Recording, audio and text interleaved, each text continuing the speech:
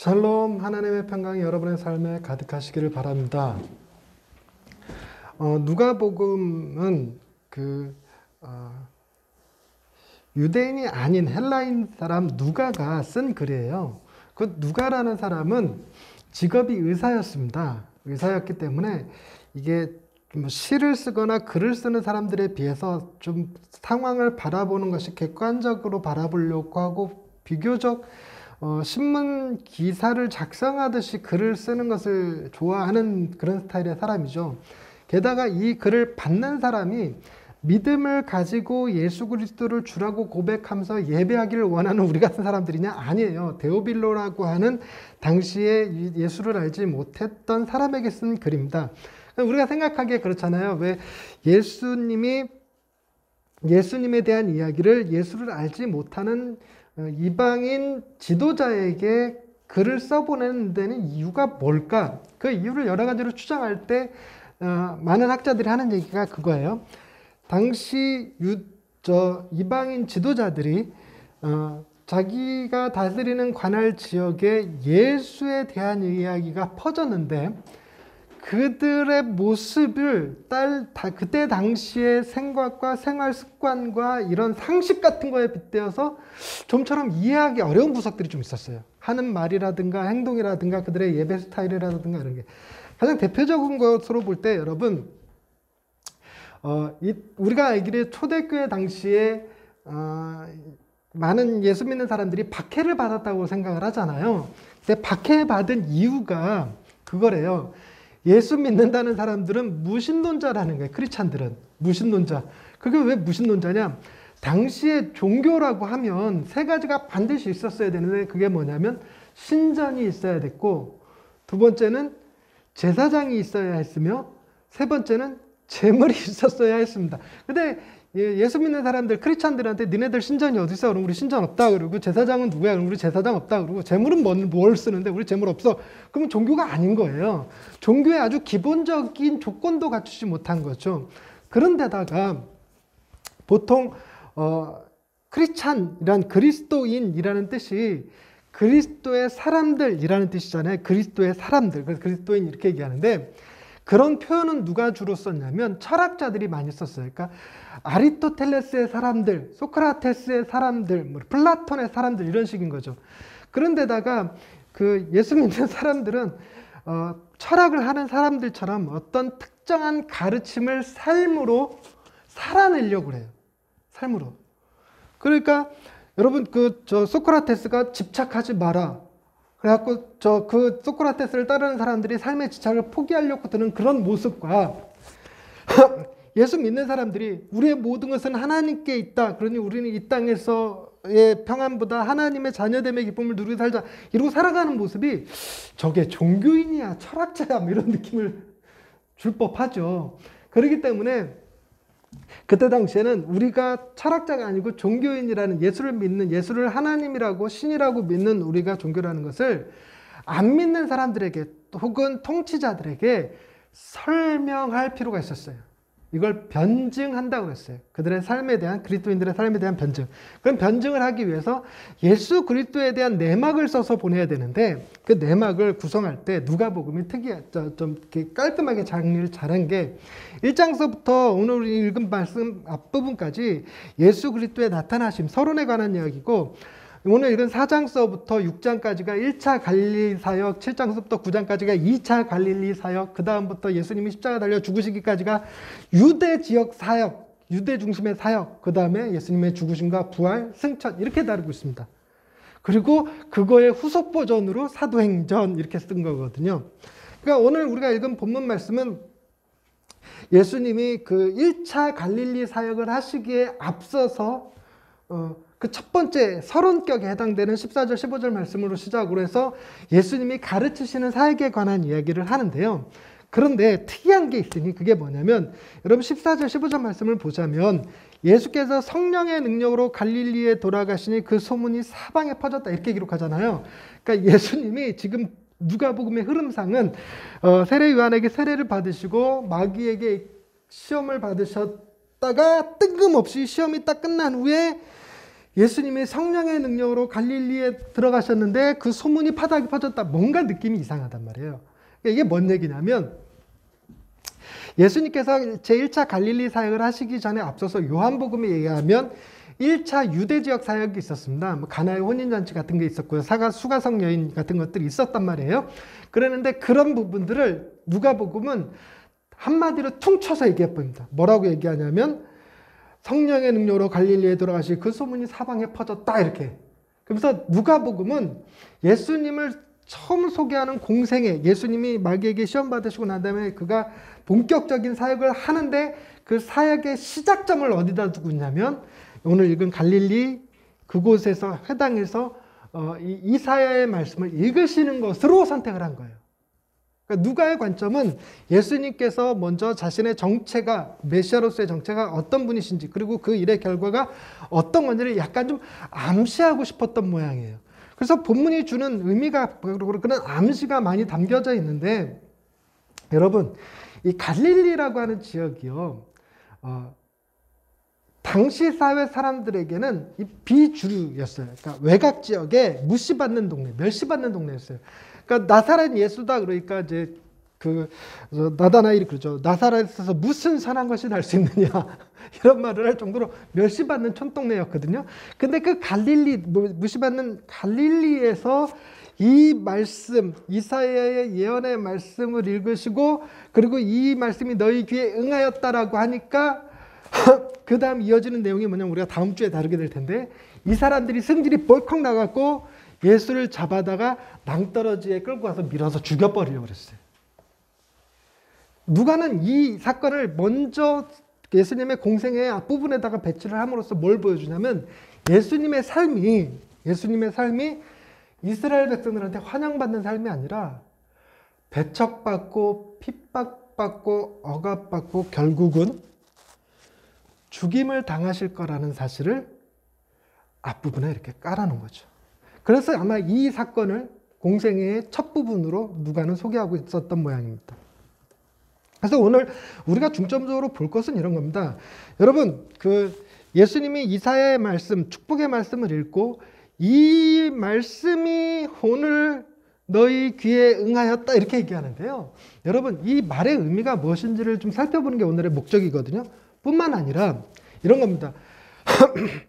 어떤 조건이 응하여지기 위해서는 그에 합당한 선결 조건이라는 게 있어요. 예를 들어서 내후년에 우리 애들 대학에 갈 건데 우리 애들이 공부는 잘하는데 장학금을 탈 만큼 잘하지는 않고 입학할 정도는 되는데 문제는 등록금이 없는 거예요. 그래서 좌절된 상태, 공부는 하는데 좌절되어 있는 상태. 그때 아빠 있는 야 걱정하지 마. 니들 대학 내가 책임져 라고 말하면 그거는 뭘 기본적으로 깔고 있어야 되는 겁니까? 내가 니들 등록비 해결해 줄 거야 라는 걸 깔고 있어야 돼요. 등록비 해결. 그것처럼 오늘 본문의 말씀도 이 축복이 이 예언의 말씀이 너에게 응하였다라고 하려면 이 사람들이 축복받을 만한 선결 조건이 필요한데 그 선결 조건을 주님이 이루어 주셔야지만 이 말씀이 이들의 귀에 응하는 말씀이 돼요.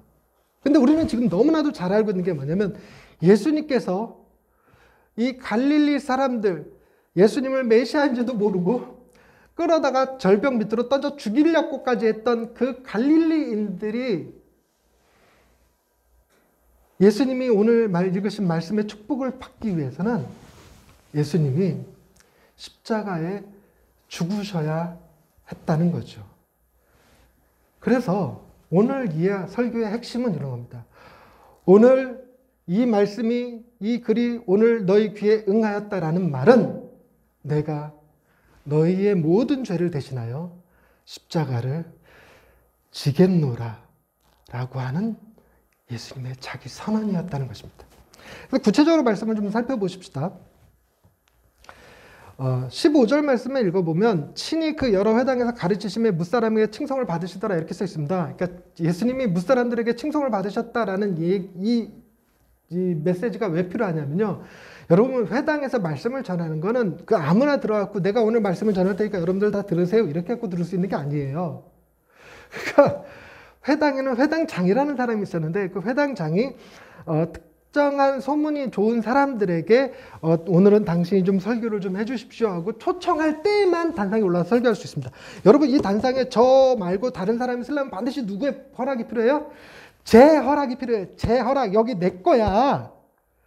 여러분들 여기 서서 뭘 얘기하시려면요 반드시 제 허락을 받으셔야 돼요. 여러분들이 주변에 아무리 위대하고 훌륭한 목사님들이 계신다고 하더라도 제 허락 없이 여기 세우는 날에는요 큰일 나는 거예요. 그러니까 뭘 까는 거냐면 예수님이 왜 갈릴리 회당에서 설교할 수 있었는가를 선대에 까는 거죠. 이미 예수님에 대한 소문이 칭송이 잦아있어요. 뭘로? 회당에서 가르치시는 일로. 회당에서 가르치는데 좀 특화된 인물이었다는 겁니다.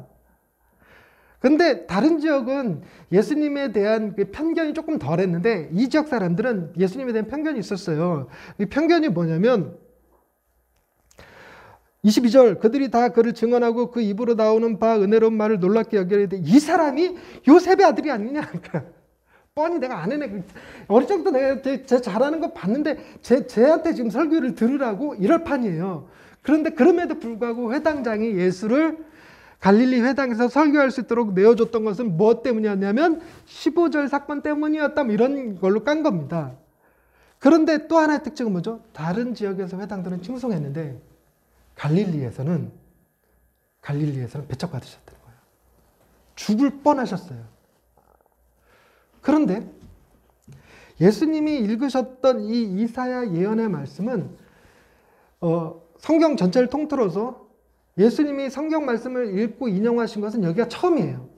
처음인데 이거를 자기를 칭송하는 사람들 앞에서 읽으신 것이 아니라 자기를 배척하고 죽일 것을 아심에도 불구하고 그들에게 말씀하셨어요. 자, 그러면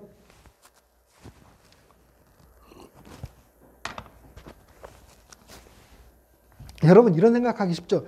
말씀을 전할 때 칭송할 사람한테 전할 것인가 배척할 사람한테 전할 것인가 여러분 누구한테 전하는 게 옳습니까?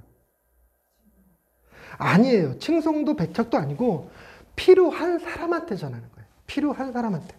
그래서 가끔 설교가요. 여러분 정말 어떤 특정한 교회 문제가 있는 교회들 있잖아요. 그런 문제들이 있는 교회에서 이 교회에서 내가 이 설교를 하면 이 사람들이 나를 칭찬할까 나한테 욕을 할까 그걸로 이 설교를 할까 말까를 결정하는 게 아닙니다. 이 본문의 말씀이 이 성도들에게 오늘 꼭 필요한가 아닌가를 결정하는 거죠. 그러니까 하나님의 말씀을 전할 땐 나의 영광을 기준으로 삼지 않고 하나님이 꼭 하시고자 하는 메시지를 전달하는 데 중요한 게 있는 거죠. 그러니까 결론적으로 예수님이 자기의 영광을 위해서 말씀을 전하시는 분이 아니었으니까 예수님의 이 메시지는 다른 칭송하는 무리들보다 배척하는 그들에게 더 필요했다. 달리 얘기하자면 오늘날 우리 같은 사람들에게 더 필요했다 이런 얘기예요. 우리가 뭐 예수님의 말씀을 듣고 뭐 칭송하나요? 쌩 까고 살지 맨날. 미안합니다. 전문 용어 써서. 그런데 이게 한번 말씀을 계속 들여다보십시다. 그러니까 이런 칭송을 받으시더라 하는 것을 통해서 칭송 받기 위해서 말씀을 전하시는 것이 아니라 배척 받으시더라도 꼭 필요한 메시지를 전하시는 분이라는 의미를 담고 있는 거죠. 그리고 나서 갈릴리 16절에 보니까 안식일에 늘 하시던 대로 회당에 들어서 성경을 읽으려고 서셨는데 그 회당에서 예배라는 게 있습니다. 우리 예배 순서는 이렇게 동땡땡땡 치면 자리에서 일어나서 이렇게 제가 예배의 초청 이런 거 하잖아요. 찬양하고 기도하고 뭐 용서의 말씀 선포하고 뭐 이런 순서가 있는데 회당에서도 예배에 순서가 있었습니다. 먼저는 쉐마의 고백을 합니다. 다 같이 일어서 갖고 그러는 거죠. 이스라엘아 들으라 오직 여호와는 유일한 여호와시니 너는 마음과 뜸과 힘을 다하여 주 너희 하나님을 사랑하라 하는 구약의 말씀이 있었어요. 그 쉐마 말씀을 손에도 차고 이마에도 붙이고 문설주도 붙이고 있는데 그걸 다 같이 일어나서 낭송하는 것으로 예배가 시작이 되는데 그러고 난 다음엔 이제 다양한 형태의 공동 기도문이 있어요. 우리가 참 주기도문, 사도신경 이런 것처럼 공동 기도문을 그들이 낭송을 합니다. 그러고 난 다음에는 모세오경, 그들은 모세오경을 굉장히 중요시하게 여기거든요. 그 모세오경을 7명이 차례로 돌아가면서 읽어요. 차례로 돌아가면서 읽는데 재밌는 건 모세오경이 히브리어로 기록되어 있으니까 근데 당시 이 회당에서 예배드리는 사람들은 히브리어를 쓸 줄 몰라요. 유대인인데 히브리어를 쓸 줄 모르고 아람어를 썼거든요. 마치 우리나라 사람들인데 일제시대를 거치다 보니까 일본어밖에 쓸 줄 모르는 사람들이 많아졌던 거죠. 뭐 그런 형태로 아람어를 쓰니까 한쪽에서는 히브리어로 성경을 읽어주면 한쪽에서 아람어로 통역해주는 일을 했어요. 그러고 난 다음에 하는 일이 뭐냐면 모세오경을 7명이 돌아가면서 읽었고 그 다음엔 선지서를 읽어요. 선지서 말씀을 읽고 설교가 이어지는데 아마도 이 타임에 회당장이 예수님을 초청한 거예요. 이렇게. 당신이 좀 선지서를 읽고 우리에게 설교를 좀 해주십시오 라고 하는 겁니다. 설교가 끝난 다음에는 뭐 그 회당 안에 제사장이 있으면 제사장의 축복문이 있거든요. 제사장의 축복문을 하고 끝나거나 아니면 우리처럼 주기도문 이런 걸로 주기도문 이런 걸로 폐회 기도를 하고 예배를 끝나게 되는데 바로 이 선지서를 읽고 설교하는 타이밍에 예수님이 가셔서 이사야의 말씀을 달라 그런 거죠. 이사야의 말씀을 달라서 그걸 찾아서 그걸 읽으시는 거예요. 그때 당시 성경은 이런 성경이 아니라 두루마기죠. 이렇게 양피지, 양의 껍데기로 양의 가죽을 말려서 거기다 글을 써놨기 때문에 책이 길어요. 그렇게 말려져 있으니까 그걸 쭉 펴갖고 어딜 찾으셨냐면 이사야 61장 1절 2절 말씀을 찾으신 거예요. 그때 당시에는 이 장절 구별이 안 돼 있었기 때문에 그냥 그 본문을 찾아 읽으시는 건데 어딜 찾았는가? 61장 1절 2절 말씀 찾은 겁니다. 그래갖고 그걸 그걸 읽으시는데 18절 말씀 보세요. 주의 성령이 내게 임하셨으니 그냥 그 성경에 그렇게 써 있었어요. 주의 성령이 내게 임하셨으니. 이건 대표적으로 메시아 예언 구절이기 때문에 이런 표현들 자체가 메시아가 오시면 어떤 일이 벌어질 것에 대한 이 예언 구절이에요. 이사야가 한 예언 구절인데 다른 사람이 읽으면 그렇죠. 그 느낌이 메시아가 오실 것에 대한 약속의 말씀이구나 이렇게 들리려는데 예수님이 읽으니까 자기 고백으로 들리는 거야. 자기 고백으로. 주의 성령이 내게 임하셨으니 이렇게.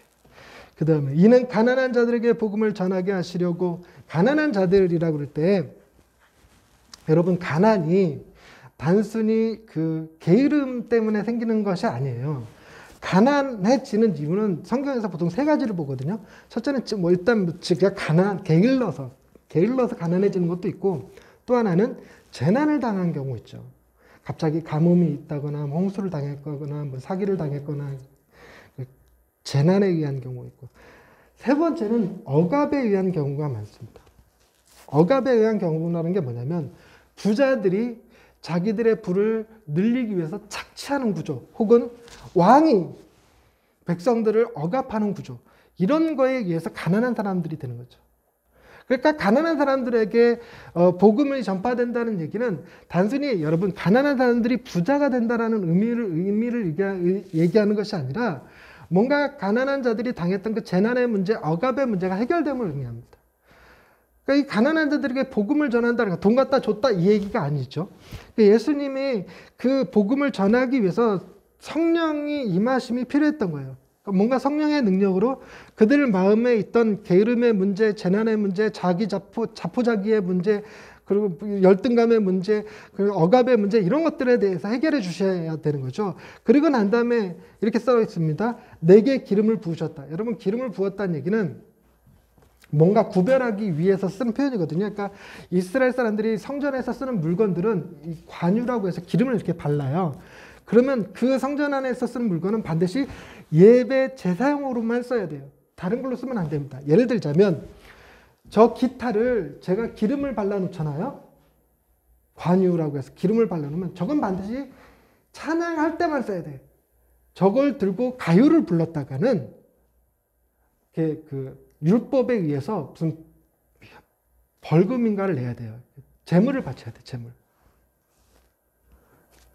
근데 그와 동일하게 기름을 물건이 아닌 사람에게 붓는 경우가 3종류가 있었는데 첫째는 왕을 세울 때, 그 다음에 제사장을 임명할 때, 선지자를 세울 때 기름을 부어요. 그러니까 아마도 여기서 기름을 부었다는 얘기는 뭐 저 제사장에서 물건 얘기가 아니니까 예수님이 왕이자 제사장이자 선지자의 메시아됨을 얘기하는 것일 수도 있고, 또 하나는 상징적 의미로 성령의 능력을 이렇게 덧입혀져 갖고 파워업 하는 경우 이런 거를 기름 부었다고 합니다. 그러니까 여러 가지 의미로 쓰이기도 하는데, 아마도 여기서는 메시아에 대한 축복의 메시아에 대한 하나님의 선택, 하나님의 이 메시아를 말이 안 나오네. 하나님께서 메시아를 부르시는 사건의 의미로 쓰고 있는 것 같습니다. 그렇게 해갖고 목적이 뭐냐? 기름까지 부어서 가난한 자들에게 복음을 전하게 하시라고 성령의 능력이 덧입혀서 기름까지 부어서 구별시켜서 그런 메시아를 누구한테로 보내느냐? 그게 중요한 거예요. 누구한테 보내느냐? 누구한테 보내느냐? 첫 번째 누구한테 보냅니까? 포로된 자. 여러분, 포로된 자면 전쟁에서 이긴 팀이 포로가 됩니까? 진 팀이 포로가 됩니까?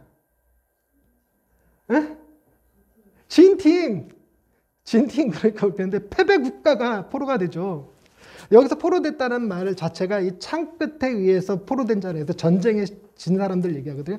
그러니까 하나님이 메시아를 보내는데 어디에다 보내냐면 승전국에 보내는 게 아니라 패전국에 보내신다는 거예요.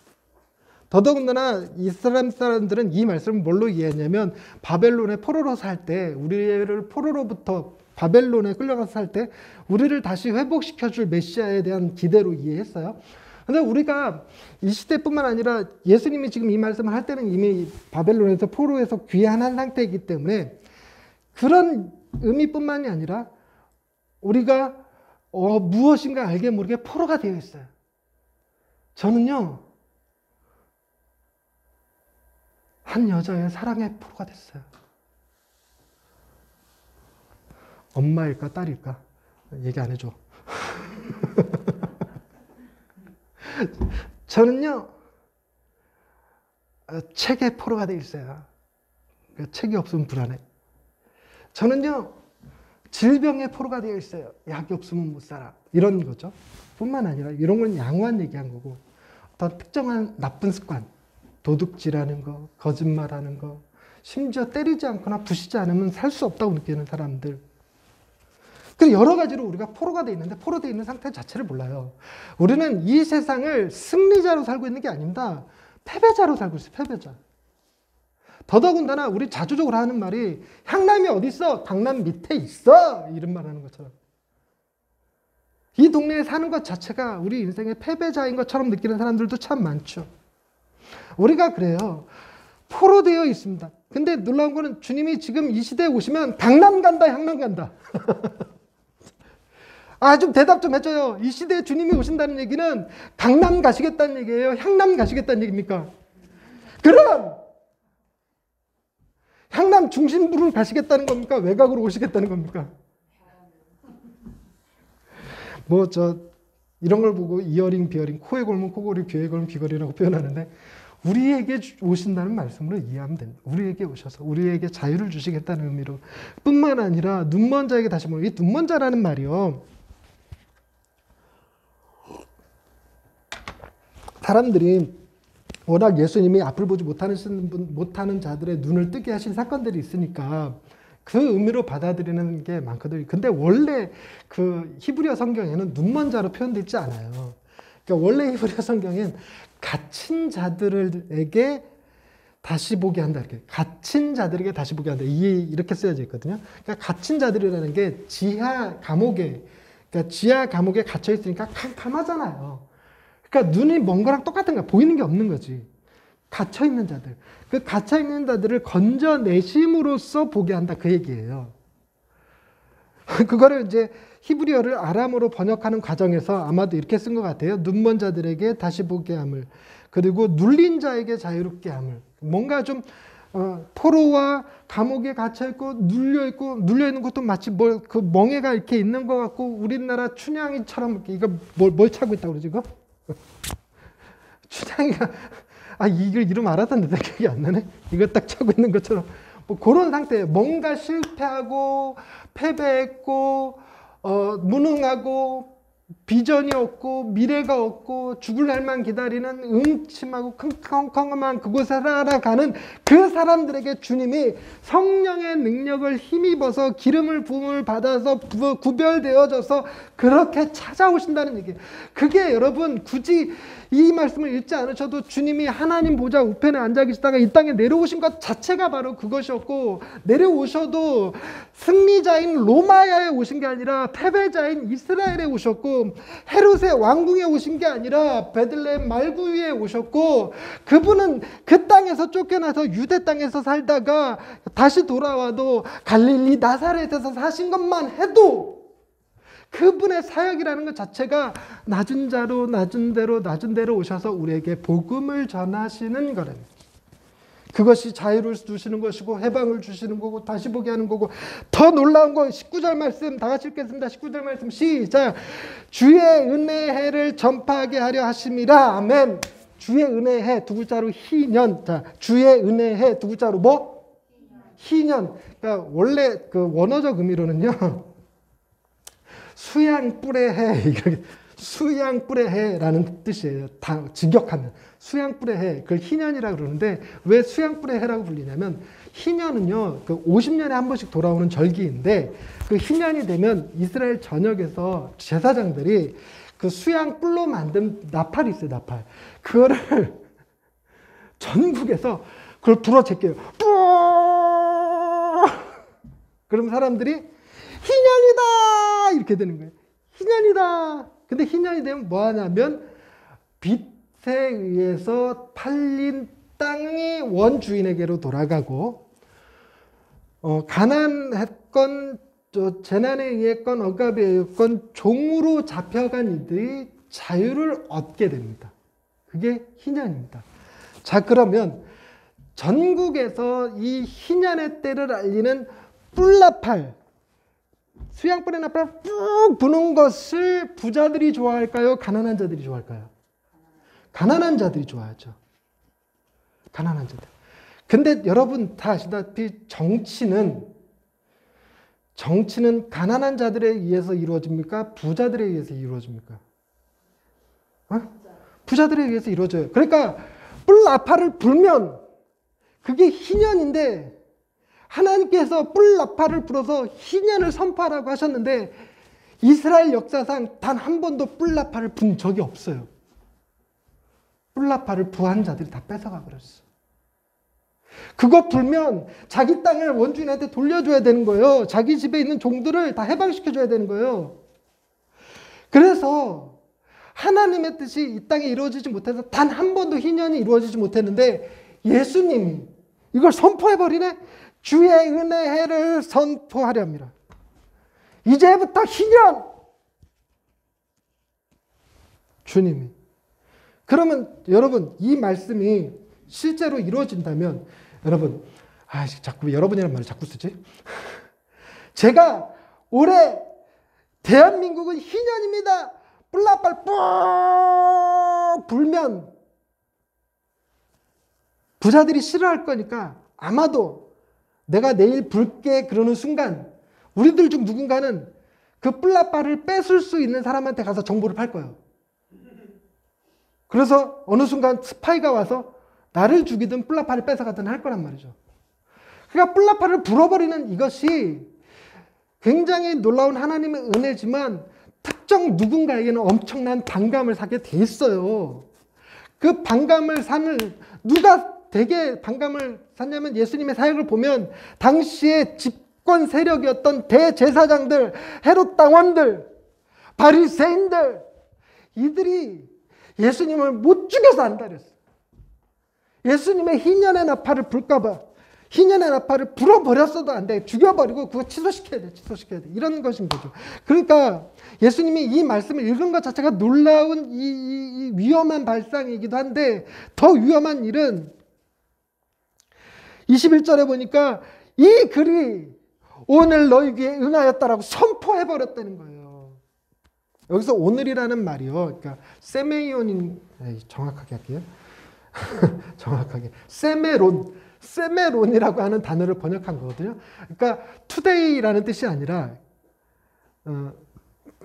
뭐라고 표현하더라? 요즘 혹은 이 시대에 뭐 이런 의미예요. 그러니까 오늘 이 말씀이 지금 당장 응했다가 아니라 지금이 이 말씀이 성취되는 시대다라는 뜻이에요. 그래서 개역 한글판, 예전판이 지금 개역 개정판인데 개역 한글판에는 이걸 오늘날 이렇게 번역했어요. 오늘날. 그러니까 당장 지금이 아니라 지금 우리 세대에, 우리 시대에 이 말씀이 너희에게 응하였다라는 거죠. 그 얘긴즉슨 내가 그 메시아고 내가 그 죽임을 당할 거라고 하는 말씀이었던 것입니다. 그러고 난 다음에 이들이 어떻게 반응을 했는지는 다음 주에 제가 영상으로 만들어서 우리 영상 예배 드릴 때 다음 주에 30절까지 또 해서 또 말씀을 올려드릴 거예요.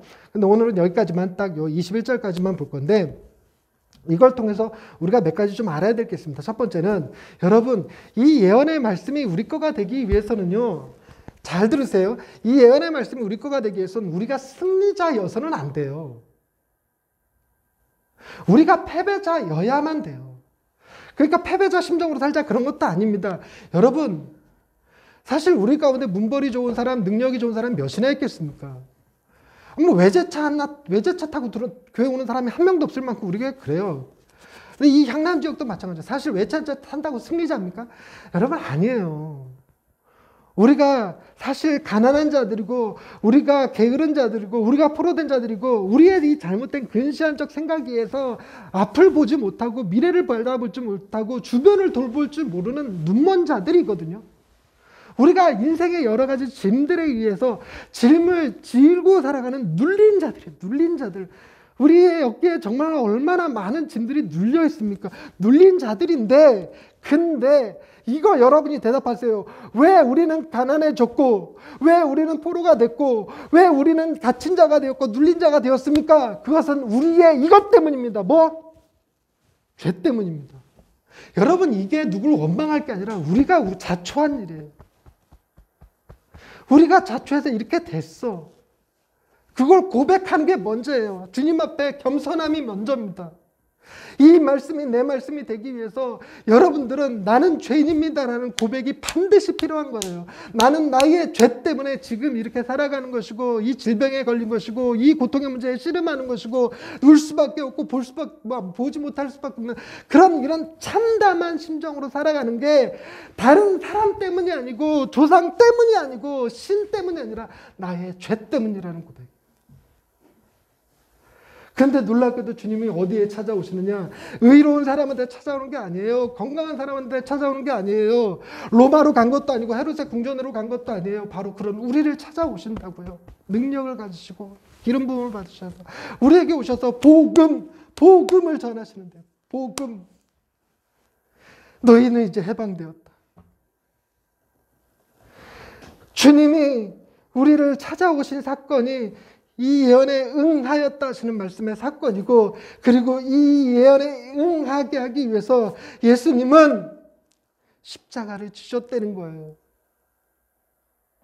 가난한 자들을 대신해서 옷마저도 다 빼앗기고 맨몸으로 십자가에 못 박히는 이 세상에서 가장 가난한 자의 모습이 되신 것은 가난한 자들을 구원하시기 위함이었고 주님이 포로가 되어주셔서 우리가 포로에서 해방되는 포로 교환자 예수님이 십자가 달려 죽으심으로 상징적으로 누가 풀려났냐면 바나바를 풀어줬잖아요. 바나바.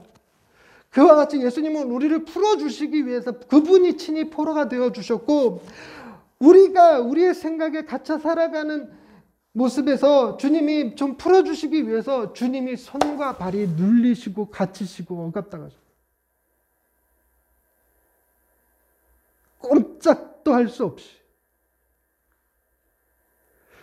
우리가 있어야 될 자리에 그분이 대신 들어가심으로 은혜의 해가 우리에게 선포되어졌고 그게 우리는 오늘날 우리 귀에 응하는 말씀이 된 거죠. 여러분 구약의 사람들은 이사야가 이 글을 쓸 당시에 구약의 사람들은 이게 참담한 기쁨으로 살아가는 삶에서 그나마 버틸 수 있게 만드는 희망의 메시지였다면 지금 우리는 이미 성취된 말씀인 줄로 믿으시기를 바랍니다. 성취된 말씀이기 때문에 우리는 희망을 가지고 버티는 것이 아니라 이 성취의 말씀을 붙들고 삶을 풍성하게 사는 사람이 되어야 돼요. 이 성취의 말씀을 감격과 기쁨으로 받으셔야 돼요. 희망으로 받는 게 아니에요. 우리도 이제 풀리겠구나, 우리도 이제 은혜의 해가 선포되겠구나가 아니라 이미 우리에게는 놓여짐과 풀림과 은혜가 선포되어졌기 때문에 우리는 그 감격과 기쁨으로 살아가야 됩니다. 그래서 삶을 포기하지 않는 정도의 사람이 아니라, 여러분 이 말씀이 있으니 그러니 삶을 포기하지 마십시오, 이 얘기가 아니라 우리는 삶을 풍성하게 기쁨과 감격으로 누릴 수 있는 사람이 되었다는 것입니다. 말씀을 마칩시다. 가장 기가 막힌 거는 보세요. 예수님이 우리로 하여금 자유롭게 하기 위해서, 다시 보게 하기 위해서 우리같이 비참한 자리에 오셔서 십자가 달려 죽으시고 끝나는 게 아니라 부활하셔서 우리로 하여금 풍성한 삶을 살아가는 데 있어서 주님의 십자가를 기억하는 것으로 끝나는 것이 아니라 부활하신 주님과 동행함으로, 주님과 함께 살아감으로, 나를 위해서 당신의 목숨까지도 내어주실 수 있는 분과 함께 사는 그 기쁨과 그 감격으로 우리의 삶을 풍성하게 누리도록 하고 계신다는 사실입니다. 그래서 주님은 금년 한 해에도 우리를 풍성한 삶으로 이끄시며 함께 기쁨을 누리고 계십니다. 할렐루야. 기도하십시다. 하나님, 우리의 비참한 처지를 우리보다 더 잘 아시는 주님이 우리가 죽었어야 될 그 자리에 가셔서 대신 죽어주시고 우리는 해방을 경험하며 삶을 누릴 수 있는 기쁨과 감격을 소유할 수 있는 자가 되게 하신 것 감사합니다. 십자가에서 죽으시고 부활하신 주님이 우리의 삶을 그렇게 풍성하게 이끌어 주시고 함께 동행하여 주시고 함께 임마누엘의 하나님으로 영원토록 같이 계시는 것을 믿습니다. 우리가 이 기쁨과 감격으로 금년 한 해도 더욱 삶을 즐기며 풍성하게 살아갈 수 있는 예양의 식구들 다 되게 하옵소서. 예수님의 이름으로 기도드립니다. 아멘.